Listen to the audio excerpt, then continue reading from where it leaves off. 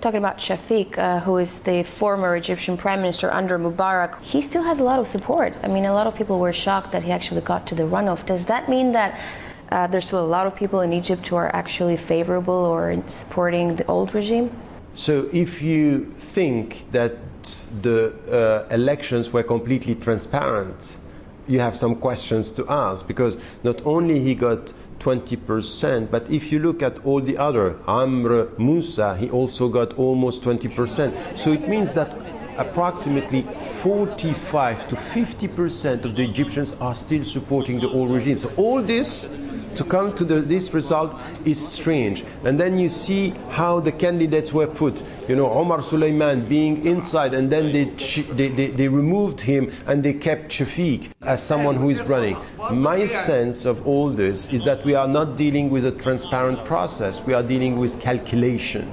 And calculation means that I think that never from behind the scene the army lost control of the situation. So this is my sense. And it might be that even the Muslim Brotherhood were used to be the visible legitimacy to something which is happening from behind the scenes. So they were the instruments of the coming back of the regime and not at all the instruments of change. Do you think there's a chance that he could become president? I mean, Shafiq? Yes, I think that there is a great chance that he can come and that the people are going, and what is happening. If you read the newspapers in Egypt now, what is said is, you know, the Muslim Brotherhood cannot be trusted. They want to, and they have been playing with the army. So there is a campaign here. So I think that it might be that at the end he will get the majority, and the Muslim Brotherhood will be in a situation that they supported the process and they were involved in the process. They will be unable to say it was not transparent because they arrived first in the first round. So my sense here is Shafiq might be the next president. I don't know what is going to happen with the people, but if there are demonstrations, my sense would be that the army is going to be very tough with the demonstrations if Shafiq is being elected. Now, if the Muslim Brotherhood are coming, which I think it's less likely. So it's not even 50-50, right? No, I don't think it's 50-50. I really think it's a game where the army has already decided that Shafiq is the right one to promote. If that's the case, if he's elected president, do you think he will pardon Mubarak?